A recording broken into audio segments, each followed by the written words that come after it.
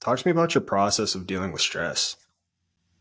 Ooh, that's a good start. Just right into it, hard hitting.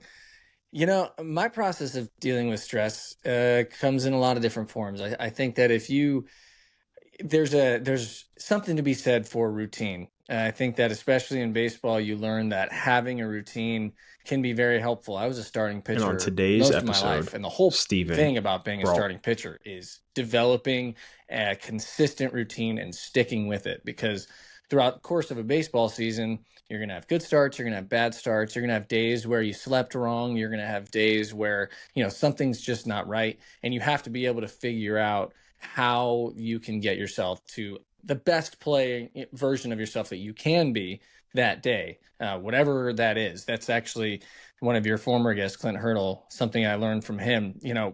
He has a lot of kind of sayings, and some of them kind of bounce off, right? But for me, one that really, wow, sorry, for me, one that really stuck with me was you give 100% of whatever you have on that day. So say you only have 80% to give that day, as long as you give 100% of that 80%, then it's a success.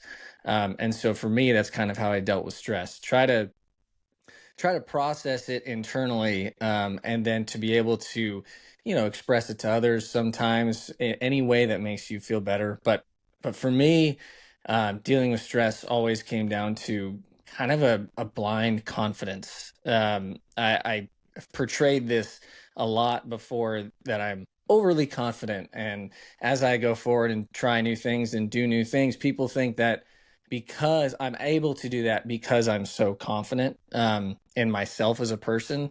But really, when it comes down to it, it's just like the the courage to say that I don't know if I am confident in this, but I'm still going to do it anyway.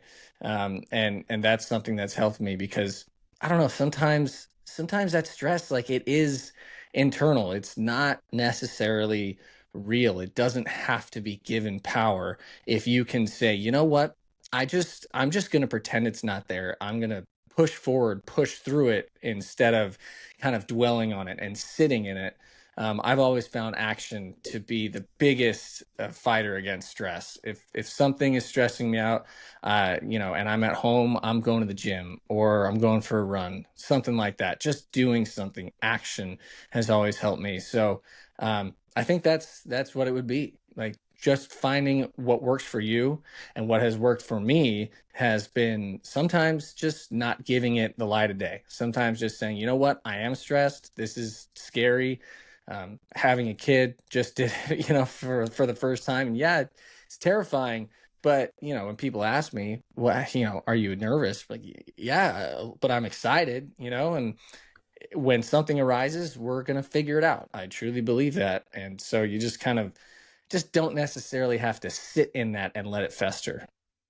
With routines, how do you maintain a routine that's not too rigid to the point where if you don't do something certain, you may not be able to pitch that day? How do you keep it flexible and adaptable?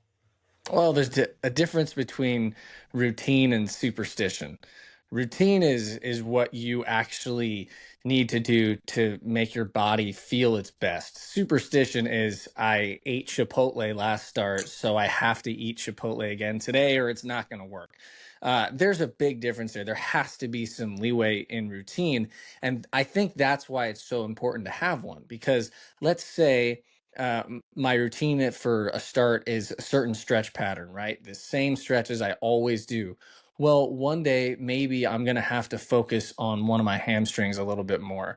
So I can't go through this routine and say, oh no, I can't it lengthen this hamstring part, because then I'm going to have to take away from something else. You have to be able to read yourself and what you actually need to make micro adjustments in the routine.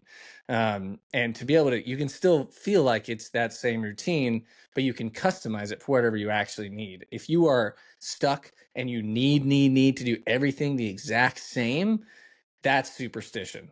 That's not actually doing what you need to do. That's more of a mental crutch sometimes, instead of actually using it as something that's preparing yourself for whatever you're doing. Going back to the stress piece, you talked a lot about action. Is part of your action, do you ever talk with like teammates or coaches about it? Or is it something that you just purely internalize? No, I mean you can talk about it. It's whenever I was asked in interviews, are you nervous or, was that stressful? Like, yeah, I mean it was. It's not like I'm pretending that everything is okay all the time. Having conversations with people can be very helpful, but I think having those conversations needs to be in a productive way. Something that if I'm coming to you, I'm not just saying I'm stressed out. I'm saying this is why I'm stressed out and I'm coming to you because I think you can help me. I think you can add something that maybe I haven't thought about. Um, and I think it's the same way when you have a close knit group of people that you can bounce those ideas off of each other and you can feel that comfort and trust and talk to each other about that stuff. But when I talk about internalizing it, that for me is like, if it's just something that I know has like it's getting a power over me, but it doesn't need to. It really doesn't need to. And so for me, that's you can kind of take away as it's stress kind of feels like it closes down on you, right? Like it feels like it's a thought that crosses your mind and then all of a sudden that thought starts to grow and grow and grow and fester and then it's big and then it closes in on you. And so in taking some kind of action to try to make yourself feel better or to move forward or just to do something, prepare in some way, it can kind of open that box up a little bit. That's kind of how I imagine it. You just want to, try to keep it where it deserves to be, which is not your main focus. It's that path of catastrophizing when a thought starts one place and then turns into something completely different, more dramatic, more drastic.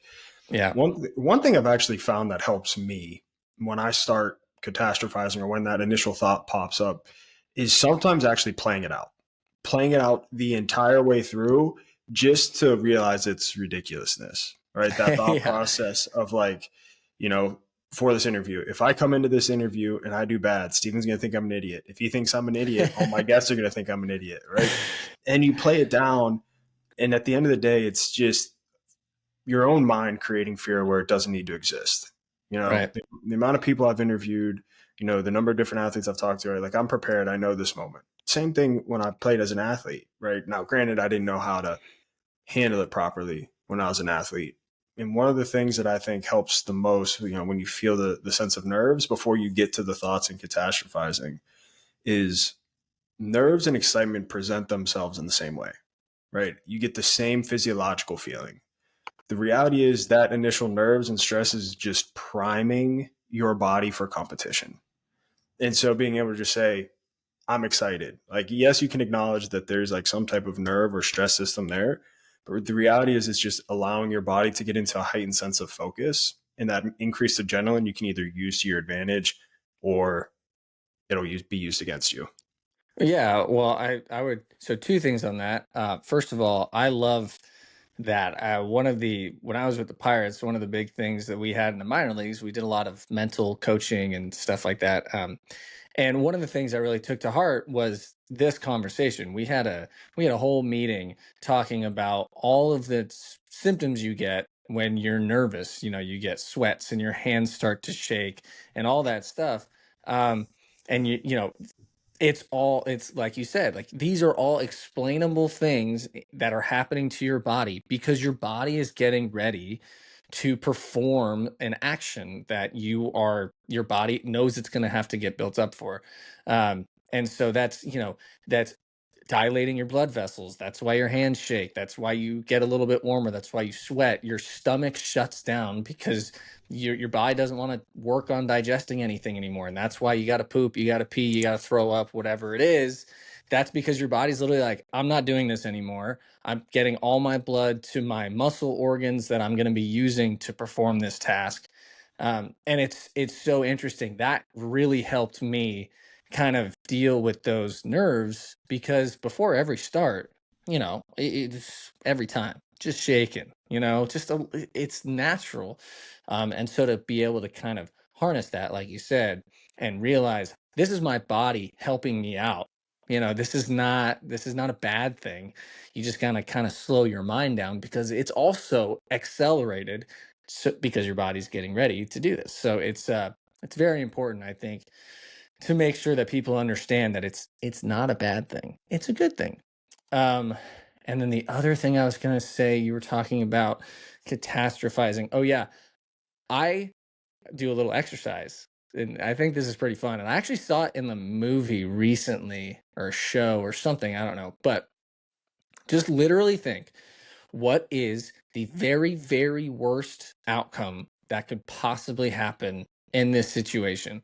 And then once you find out what that is, and you can kind of realize that that's the worst that can happen, and that's not going to happen, But if it does, that's it. And you already prepared yourself for it. Um, and I had to do that with starts sometimes because it was like, man, I'm pitching against the Cubs in Wrigley Field and they crush me. And I'm just going to get so much crap from everywhere.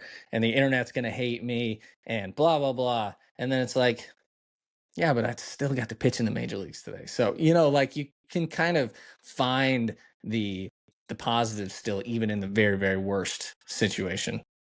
I think that exact thing. One thing I've learned from it too is typically in most case scenarios, right? Like there's nuance to this, but if the worst does happen, then you're in the exact same spot that you're in today anyway. So Yeah. even if the Yeah. exact worst happens, you're still in the same place and you're still okay. It's not going to be as bad as you think. Right. Yeah. That's same as like asking a girl out. What's the worst that could happen? I get embarrassed. She says no. I look like an idiot. Oh well, like life goes on, man. That's what you do. Exactly. And then you can kind of flip the process to that point. It's like, well, what if she says yes? Or what if it Right. goes exactly how I want it to go? And being able Mm-hmm. to put your energy and thoughts into the good. And that here's another hurdleism, hunt for the good things instead Yeah, of, focusing on the bad things. I agree. The funny thing you bring up Clint Hurdle with that, because had that exact conversation with the athletes I work with right now about, hey, we're not 100% all the time. We're actually never really No, not really. 100%. So it's whatever your best is that day, just bring your best that day and fully commit to whatever it is. I was working with a football team and I was crushed with the flu. And I was like, guys, listen, I was like, I'm like maybe 40% of what my normal 100% is. I was like, but I promise you guys are going to get my full 40%. So it's just being Yeah, able to understand that and understand our performance isn't always going to be the best ever. The best ever only happens once. And it's yeah. recognizing, hey, let me just raise my average. The the baseball thing version of this is, as a starting pitcher, let's say you get 30 starts in the season. I was always told you're going to get 5 starts where you're at your best and you are going to dominate that day, and it doesn't matter who's against you. That's just going to happen. Those are the days. That's why you're a major leaguer, right? Is because you get 5 days where you are one of the best pitchers in the world, even though the rest of your starts you're not. Then you're going to have 5 starts where you're going to be terrible, and it doesn't matter. Your body's not going to work. Something's going to be out of whack, or it's just going to be a bad luck day. The other team's going to see the ball well. You're going to give up a bunch of runs. The difference maker is what you do with those other 20 starts, that where you're somewhere in the middle. How do you get yourself to the highest end of that middle every single time when you're in one of those middle games? And I think that kind of plays in the same idea. You're going to have bad days, you're going to have really good days, but most of the days are going to be somewhere right there in the middle. And how do you make the best of that middle, I think, is important for baseball, but also important for life, because most days are not going to be a day you're going to remember for the rest of your life. Most days are going to be another day where you try to progress in some way towards something to get somewhere. And how do you deal with those middle days, which are most of them? And I think that's an important thing to think about. The days where you are at your absolute best, is there anything that you can point to that helped you get to that? Or was it randomness of the day? See, that's where I think this comes in. I don't think there's anything I could have done to recreate the great days. I do think that there are parts of the great days that you can take to try to make your middle days better. Whether it be, oh, I did this today and it actually felt really good. So maybe I'll try that on a day when I'm not feeling as well as I am today, something like that. Um, but I think there is some randomness to it. I really do. Think about it. You wake up in the morning and sometimes you're just in a bad mood. We literally have a phrase for it. Woke up on the wrong side of the bed. Like it just happens. And so how do you deal with that? I think how do you bring yourself out of that hole is important. I love the saying, if I can have a bad day for no reason, I can have a good day for no reason. I can't remember if that was Clint Hurdle again, but I know I learned it from someone on the. I learned it from someone. But in general, right, that process, right, like some days you do just wake up and you're like, I hate the world today, Yeah. and to try and raise that middle or raise that average, I always try and flip it. Well, I can have a good day for no reason too, and so just looking for things that either make me feel good or things that give me energy. Um, that's how, in a smaller way, day to day, I try and enhance that average and just my general mood there. Hmm. What was your mentality like each day? Are you a fired up guy? Are you a calm guy? How did you approach day to day in the majors? I was a calm guy. I believe that, I'm a very fierce competitor. So, I've been like that my whole life. Played pickup basketball games, and we're gonna get an argument. Like it's just this is what happens. But I tried to harness that to use that solely on like during competitive, atmosphere because I think if you let it bleed into always being hyped up, you're gonna burn out. And you're gonna make people hate you. Honestly, you don't want people to hate you. You want to make friends. It's always nice. So I think that there is the best of the best are always so chill, and then 30 minutes before their game, whatever, they're like, nobody talk to me. I'm turning it on now. This is me focusing, getting into this, getting ready for it. Um, so there is a middle ground there. For me, I always knew like if I was not doing well, bases loaded, one out, and I've already given up 2 runs, and my pitching coach comes out to talk to me, I don't need you to hype me up. I don't need you to try to make me angry or more intense because I'm on the mound seething right now and saying the worst possible things to myself because I'm so intense and I want to be great. And so I always needed the opposite. I needed somebody to come talk me, like calm me down, distract me. Hey, you see that kid in the third row, like has a whole hamburger on his face because he doesn't know how to eat, something like that, right? So something that just takes you out of it.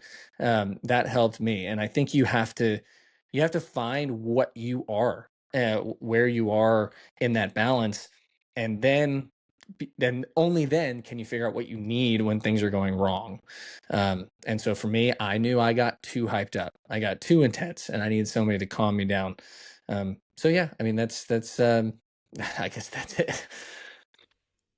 What did you do with the voice in your head when you're in those seething moments? When you don't have the pitching coach or they've already used the mound visit and you need to get a pitch and you just have that voice of doubt creeping in your head, telling you how tired you are, telling you, for example, the Cubs, they light you up. How did you deal with that voice in the middle of a game? So my voice was, I like to say, if you heard what I was saying to myself, you would think that I was insane, but also that I hated myself. But that's not what it was. I mean, sorry, can I cuss on this podcast or am I? Yeah, I yeah. don't know. Yes, you can. Okay. So for me, it'd be something like I would be on the mound after giving up a double or whatever, and I'd be like, "You fucking idiot, dude. Like that is a terrible fucking pitch. How could you put it there? You're better than that." You know what I mean? So I'd be really angry, but it's because my confidence in myself that I knew that I was better than that. And whether I took a pitch off, I didn't try, or I, tried to be too perfect instead of just executing whatever it was, I was very angry at myself for it, but because I knew that I could do better. And so in my head, it's still a positive way of self talk. It's just, it sounds really angry. And I think a lot of baseball players do that because you get really mad, but instead of pitying, oh, pity me, I'm terrible. This guy hit the ball off me. I'm so sad and I'm so tired. It's like, you need to get your ass off the ground and figure it out because you're better than this. And so that kind of, intensity, I think, can make people think it's negative, but it's not. It's a positive, but angry, if that makes sense. You have to know yourself too, and there's a lot of nuance to this, and it's why I love getting different perspectives. I'll give just a silly example. So inside my like office studio here, it opens up into a gym, and some days when I'm just like working a lot or doing a lot of podcasting, I'll have to get up and go like do something in the gym. And some of the trainers were out there with some of their athletes, and there was like a cone sitting Hmm. on whatever you do box jumps on, right? A box. A box. And yeah. There's always a tennis ball that I like to play wall ball with. And the challenge was, hey, hit the cone off like the box. It wasn't like a highly elevated cone. It was like a really like small flat one. You kind of had to like Hmm. throw it perfect. And it was a Friday like evening, and I was like getting ready to go, and I was like, all right, I'll do it. And like, tried like to breathe in, keep myself calm and just focus. And I missed for 45 minutes straight. And I'm like really competitive. And so finally got to the point where he could see I was getting mad. And he's like, I love like seeing the competitive side of you. And I was like, no, I just need to stop being a fucking bitch and hit this thing. Next one, I hit it. And so like just Yeah. like knowing when to like bring that side, because I used to be that version, that latter version all the time. And I did Right. get that burnout, right? Hmm. And I learned, of course, after my playing days, how to like bring that like calming sense and like being able to like stay focused and energized without, being furious all the time. But now knowing when it's time to pull that out to get that little extra from me. And I always find this battle with like what's scientifically proven versus what works for me. I always tend to go with, hey, what works for me. Yeah, I agree. I think so. This kind of would bleed into my next point about being generally well-rounded, but I think that's important. It's important to read about these kinds of things to learn options that you can try for yourself. That you're never going to know if something works for you if you don't try it. So I think it is important to see what is out there, what has been researched, what has worked for other people, and see if it works for you. But then you have to have the strength and willpower to, if it doesn't, go try to find something else. You don't have to force something on yourself if it doesn't work for you. And there are other options. There are people who do things differently, who it works for them that way. And I think that it's important to make sure that you don't sink yourself into something unless you know it really works for you. Um, so, I mean, yeah, and I also think the other part of in order for it sounds negative, but like you getting angry at yourself and then hitting that cone with the tennis ball is the other side of that, where I don't think people give themselves enough credit a lot of times, especially personally. Like, I get you should be your harshest critic, but I think you should also be your own biggest fan. And I think that, like if I struck out the side, you bet your ass I'm walking off the mound thinking to myself, like, yeah, I'm good. I am nasty. That was good. Like, that's where I am. That's who I am. That's where I'm at my best, and being able to have both sides of that, I think is important because if you're always angry and you never take a step back to when you do something well and say that was really good, then you're never going to be able to replicate it because you aren't storing it in your brain. You're saying, "Oh, I need to be better. Oh, I struck out the side. I need to be better than that." Well, you literally can't be better than that. So, how do you recreate that? It's not trying harder.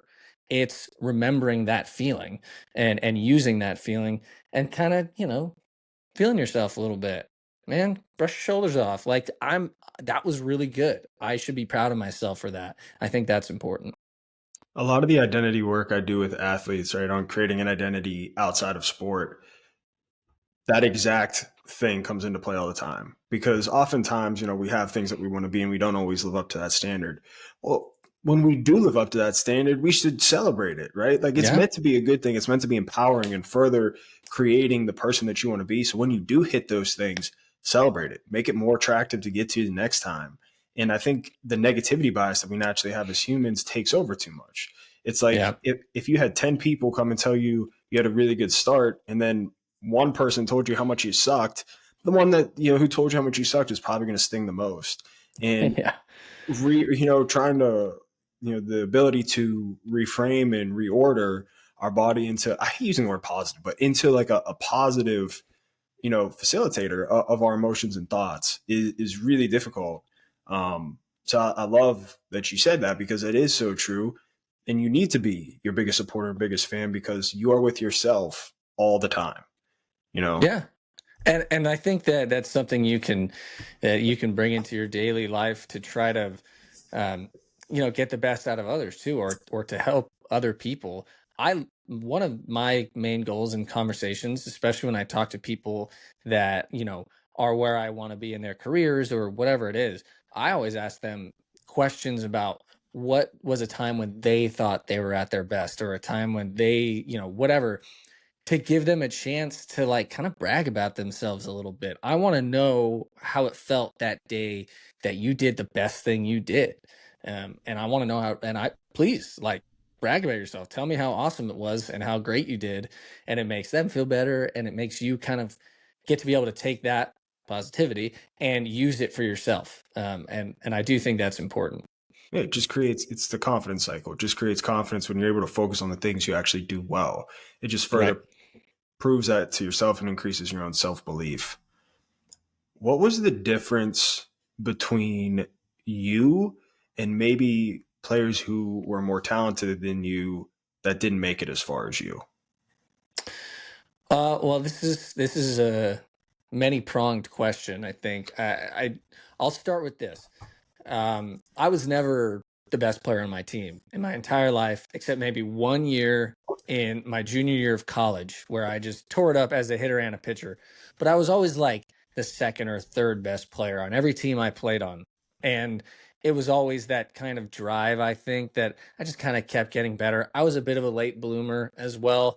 And that probably played a part in it. I went to do small Division 2 school because I wasn't good enough to go Division 1 out of high school.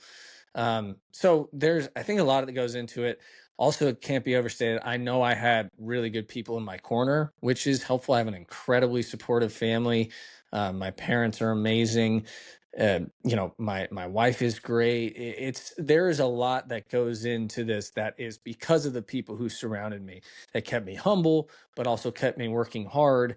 And my brothers, I mean, I'm just very lucky in that regard. But I think surrounding yourself with good people who support you is very, very important, because it doesn't matter what you think you're doing, it's really, really hard to do anything alone, like actually alone. Um, and so I do think the parts where you have to be alone, you're more prepared for if you have a support system around you that you've used before that's helped you get out of tough spots. So that's part of it. I would say the other part is that I was genuinely very passionate about baseball. I love baseball. I still do. I will always. I grew up loving the game. Um, and I worked hard at it, but I didn't let it take over my life. And as life kept going on, I just kept working hard, and honestly, I got lucky sometimes. There are a bunch of injuries. That's the only reason I made my debut in 2016, because there were like 8 injuries to the Pirates starting pitching staff. So I mean, there's a blend of opportunity and a little bit of luck and a little bit of the fact that I was a left-handed pitcher. That's part of it too. There's a lot of things that go into it. But look, everybody is, when you get to that level, is very talented. So it's the little differences you can make to try to, separate yourself. And part of that, I think, is a mentality thing. How consistent can you be? Because you're gonna suck in baseball sometimes. That's just true. And so when you do, how do you make sure it doesn't happen again the next time? I think is important, and I think that's can be a big separator. How'd you create some of that consistency? Um, well, I'll tell you this. I when I was a kid, I learned pretty early that baseball is really hard. And I fell in love with how hard it was. Hitting is so difficult. Anytime I gave up a hit when I was pitching, I'm the worst pitcher ever. And there a big part of that was learning how to fail. And when you start playing baseball, Look, I'm a little bit old fashioned when it comes to the, like giving trophies to everybody and all that stuff. I don't necessarily believe in all of that. I do think that people should be celebrated for effort and trying. Um, but I do think that there is something to be said for being allowed to fail, and learning from that from an early age. And baseball, no matter what, you're going to fail, because if you're a hitter and you hit 700 in a tournament because you're playing against people that are way worse than you, well, you're only going to be thinking about the at bats that you didn't get the hits because you think you should have. And then if you're playing against people who are better than you and you actually really fail, then you have to be able to say, I'm okay with that. I'm okay with the fact that I failed. This is why I failed. And next time I got to be better. Um, and dealing with failure is important in so many parts of life, because you're gonna get rejected from job opportunities. You're gonna see somebody else get a promotion you want.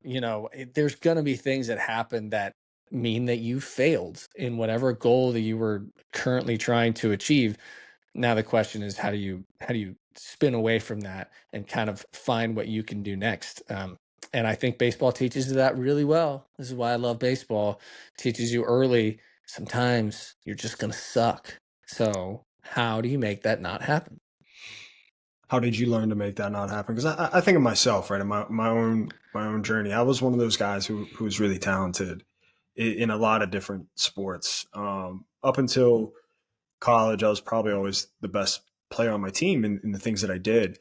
Even in college, there were periods where I was the best player, but I became so outcome oriented that it really affected me when not only just when I would fail, but when I would just challenge myself. It became harder to challenge myself because I began to see that failure as part of my identity.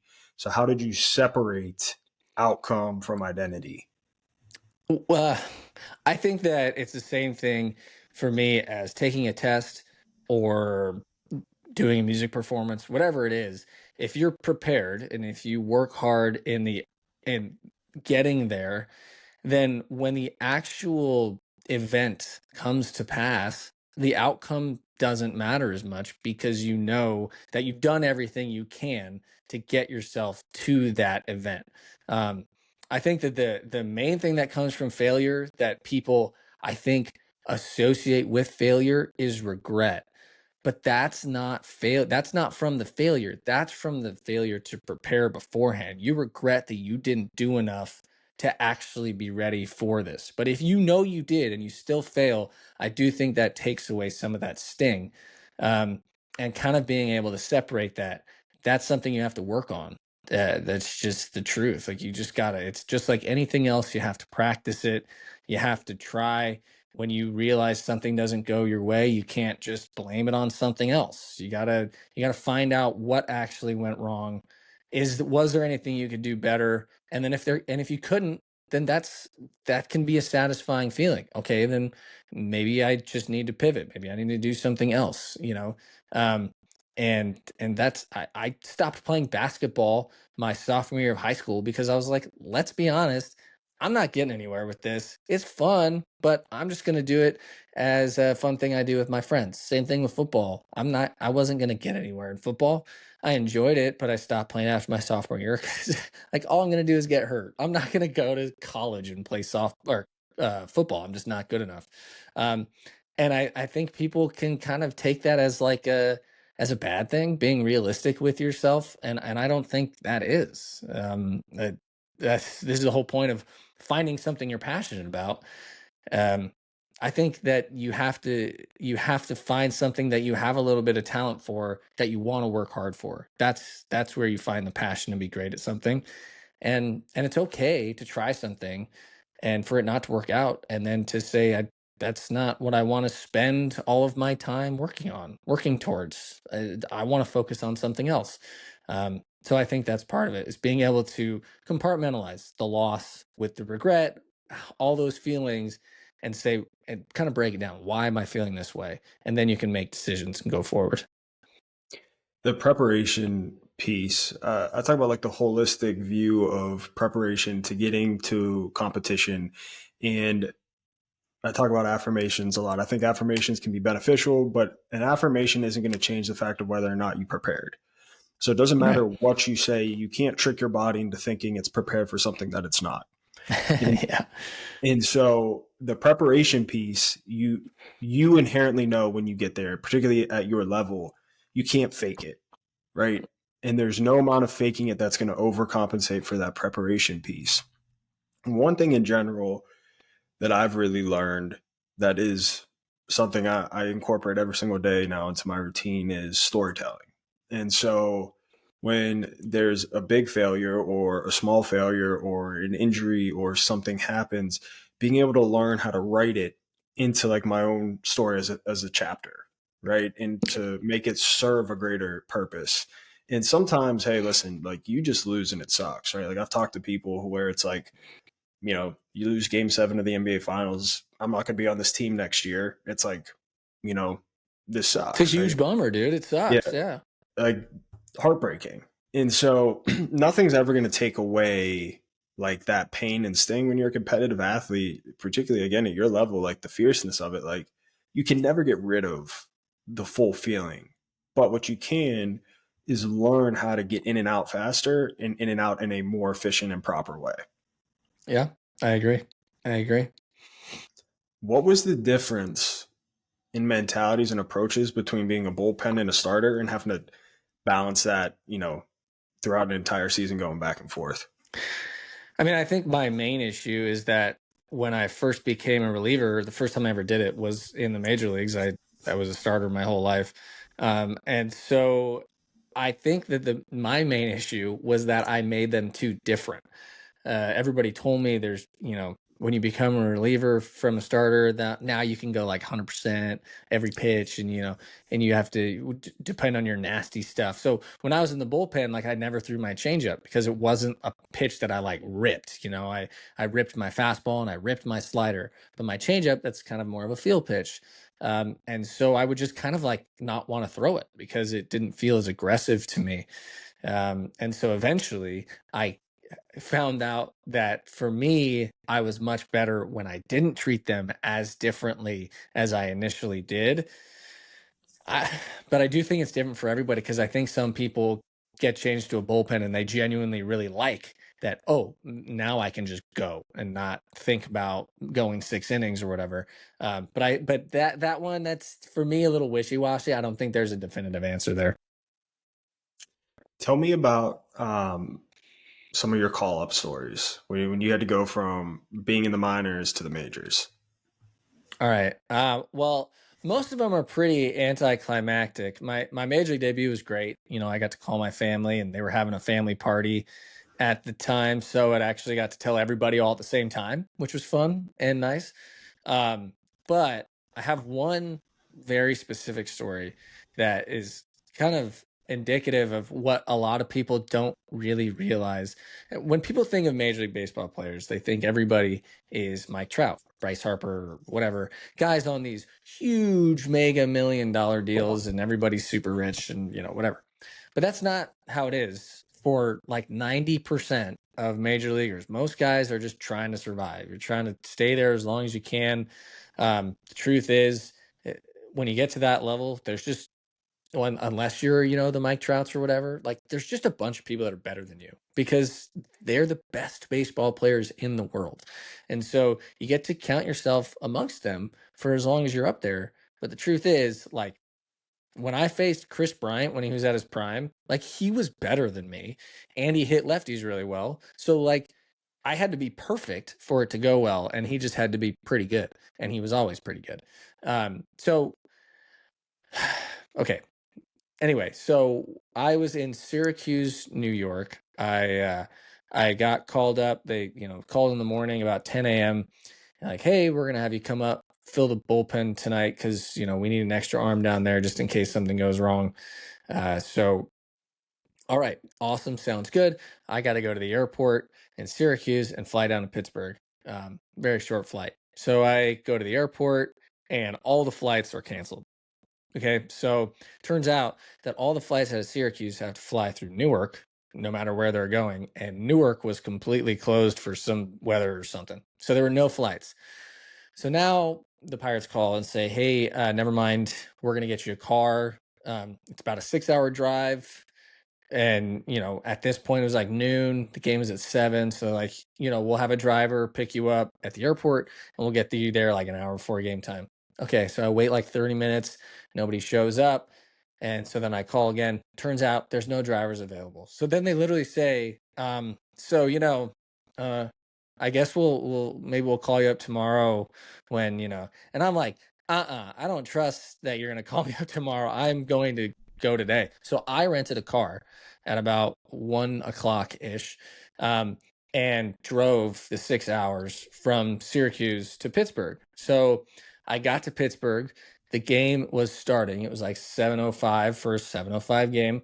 And I pulled up in my rental car in front of PNC Park, just right in front of the front gates. I just parked the car. I left the keys in it and I took my bag and I walked in the front gate, and then walked down to the clubhouse. I got changed. Like I said, the game was already going on at this point. And we were playing against the Dodgers.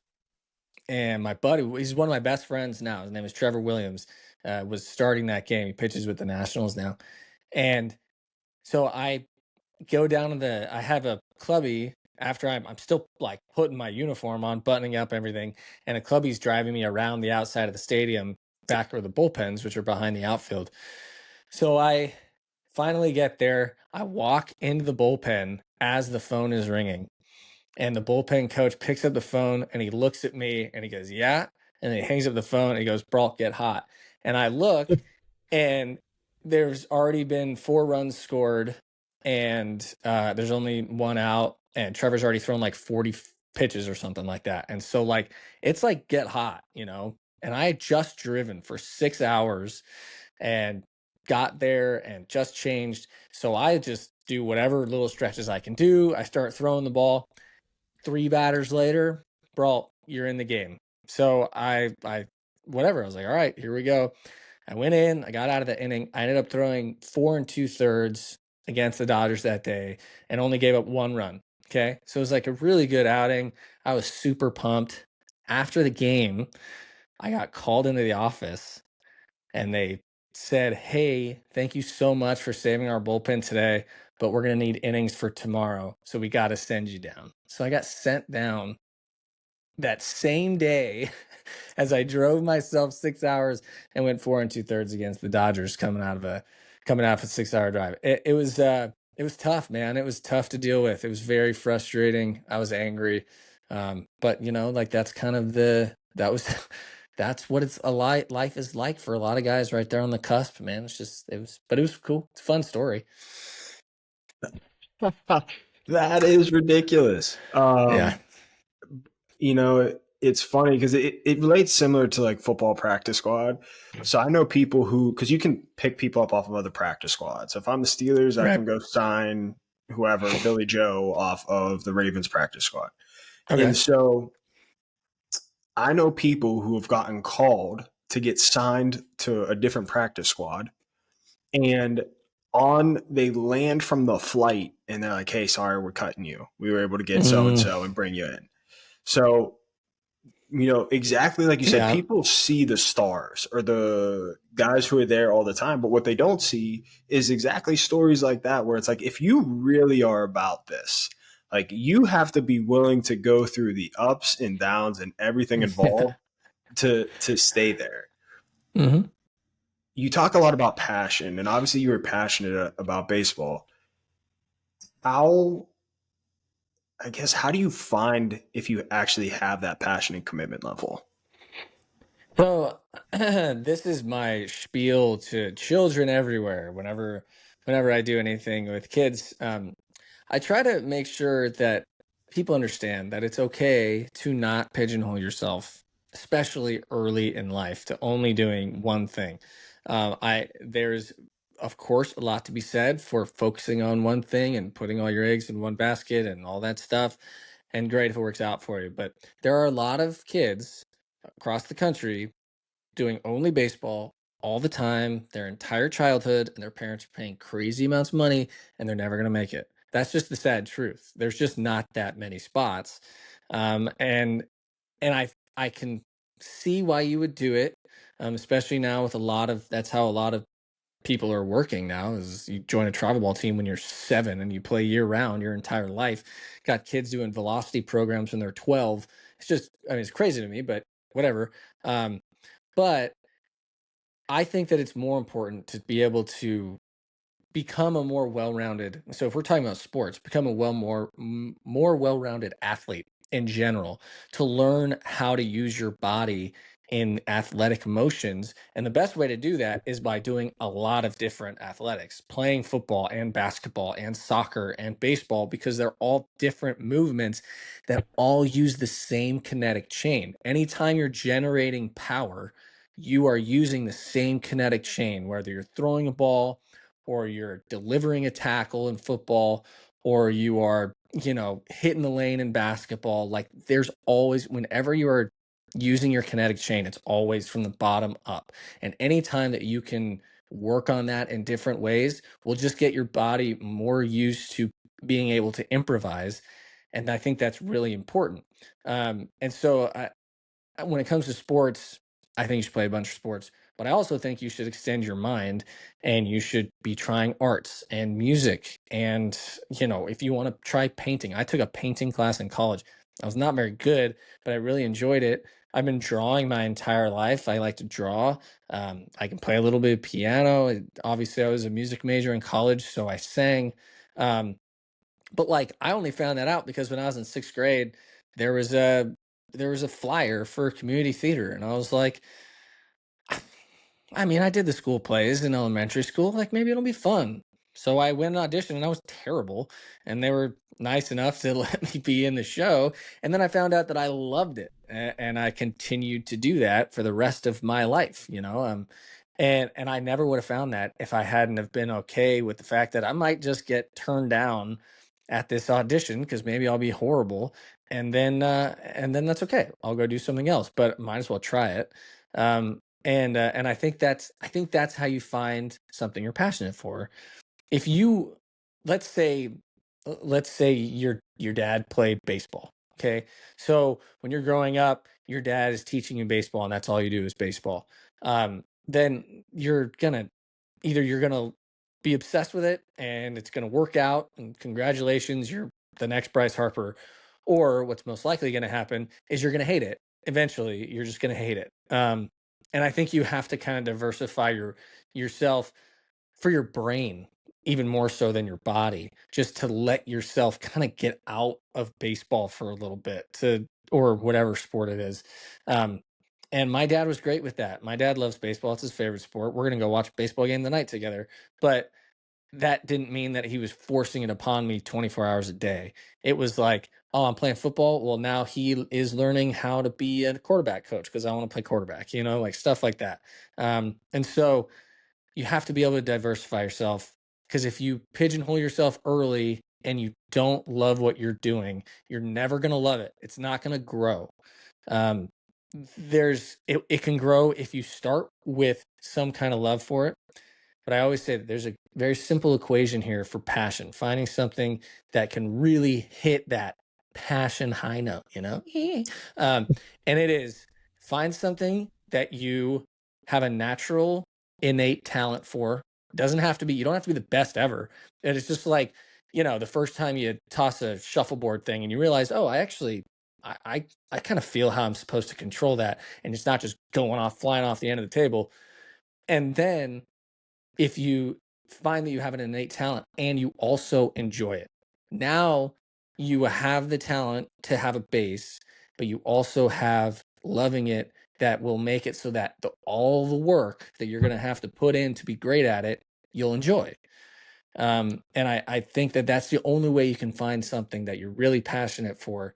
Because just to be honest, if you're just not any good at it, like you're just not going to be any good at it. I'm sorry. That's the truth. I can't do everything. I can't ice skate. If anybody was like, you got to ice skate, save your parents' lives, that's unfortunate. My poor parents, because I've tried ice skating so many times and I'm horrific at it. Okay. So, like, just realizing that it's okay to not be great at everything. You don't have to hate yourself for not being good at something that you think you're supposed to be good at. You're never going to find what you are good at if you don't try other things. Something I talk about with like higher up levels, right? You're talking about like guys who have that talent and have the ability to go pro is at birth, you are, particularly with football, you are twice as more likely to be a billionaire than you are to be an NFL athlete. You are almost six times more likely to be a billionaire than an NBA player. I forget the numbers for baseball, but it's along the lines of twice as likely to be a billionaire Right. than an MLB player. And I have that same conversation with parents. It's like, if I said to you, is your kid more likely to be a billionaire or an MLB player? They're all like, oh, MLB player. But it's just factually not true. And so when I talk about that with parents, I'm not trying to shoot down any goals. I think 10x goals, professional athlete goals are phenomenal. It's like, but that pressure can't be simulated on your 12-year-old kid. Right. And it's, Yeah. I'm not saying, little Joey here isn't going to go to the MLB, but when you make something a singular focus, there's a lot of science that supports when you have one singular focus in your life and in your identity, the pressure mounts that is going to make you absolutely crumble. Whether it's Hmm. real pressure or internal pressure, that pressure is going to feel so, insurmountable that it's going to suffocate you.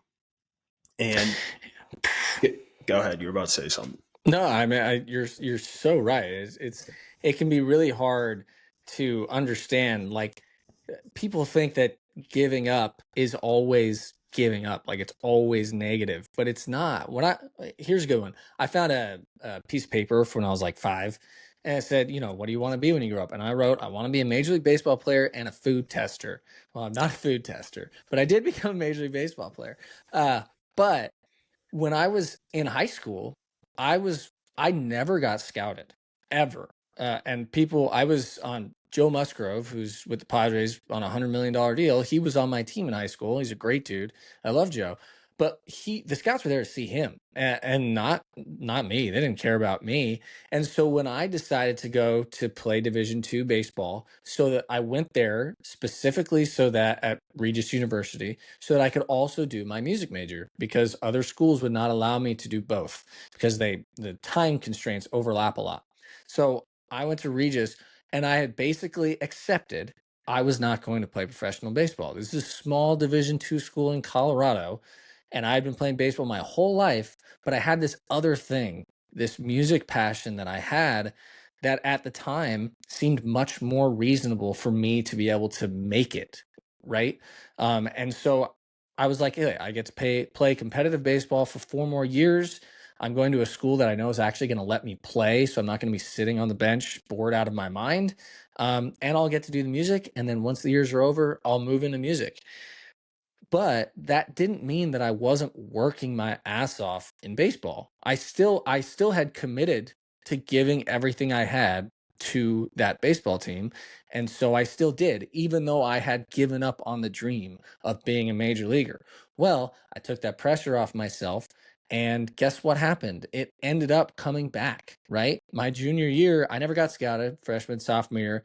Junior year, new pitching coach. We redid my mechanics. I grew a little bit, put on a little weight, started throwing 90 miles an hour. And all of a sudden, that dream became a reality because a scout came up to me and said, hey, here's a scouting profile. I didn't reach out to anybody. I didn't send out any videos. I didn't do anything like that. It was, I had given up on that dream, but that doesn't mean I had given up on the commitment that I had made to putting in 100% of my effort when I was playing baseball.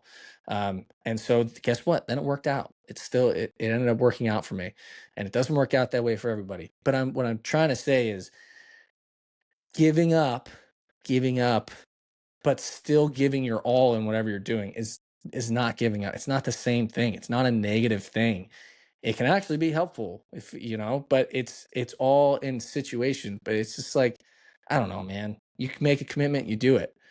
And giving up is not always giving up as in, failing. It's hard to explain. I hope you understand.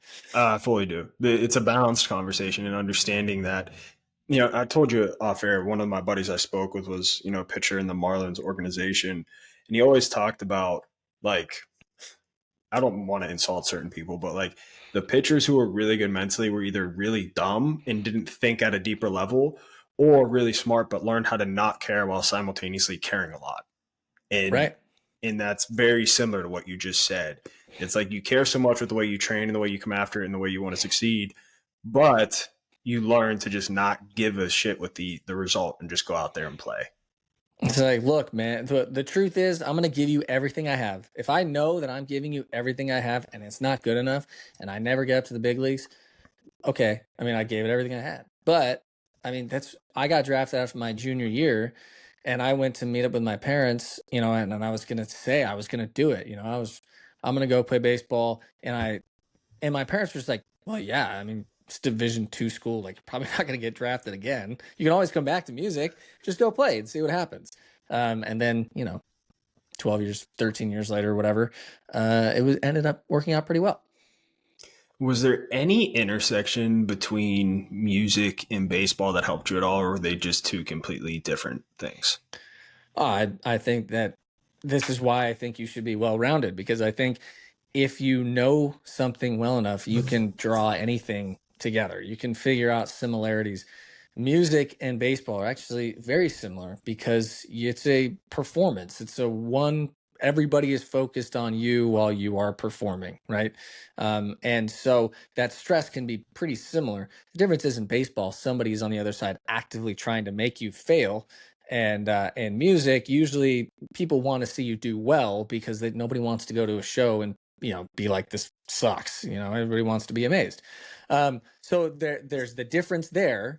But when it comes down to it, dealing with the stress of performing when you're out there and you are on the hill and everybody's looking at you, it's a tough thing to do, and I think that it's very similar. When I sang the national anthem the first time before the major league game with my uniform on, dude, I was terrified because I knew that if I screwed it up, it would be a huge story because I was putting myself out there. Like I'm a current Major League Baseball player and I'm saying that I studied music and that I can sing. And if I go out there and I'm terrible, it's going to be a huge story. It's going to be all over the internet and I'm going to be a laughing stock. But you know what? That's the worst thing that can happen. Look at that, full circle.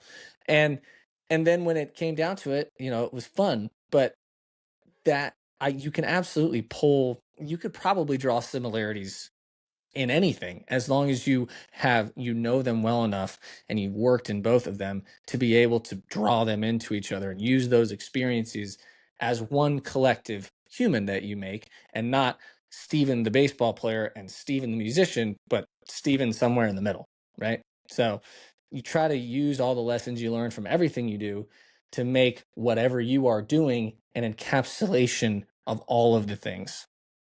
I like speaking in circles. See that? No, that's perfect. Well, I can't thank you enough for coming on, man. This has been a really cool full circle moment, from trying to get your attention in the bullpen to getting you to getting you on the podcast, man. But if people want to reach out to you, or if you got anything going on, what do you got to promote, or where can people reach you if they're looking to talk to you? I mean, hit me up on Instagram. I actually really enjoy using Reddit. I have a Reddit account, a minor leaguer. I made that when I was a minor leaguer. Turns out you can't change your Reddit account name, so who knew? But on Twitter, X, whatever it's called, hit me up if you have any questions. I am an open book. I'm not afraid to share about my experiences in the past, successes, failures. I've had plenty of both. And I'm 30, about to turn 33. Got a lot of life left to live, a lot of failures to come, and hopefully a lot of successes as well. That's awesome, man. Thank you so much for coming on. Listeners, thank you for tuning in. Make sure to tune in next week. Check us out at athleticfortitude.com. Download, subscribe. 5 stars only, baby. Thanks, Steven. Thanks, man.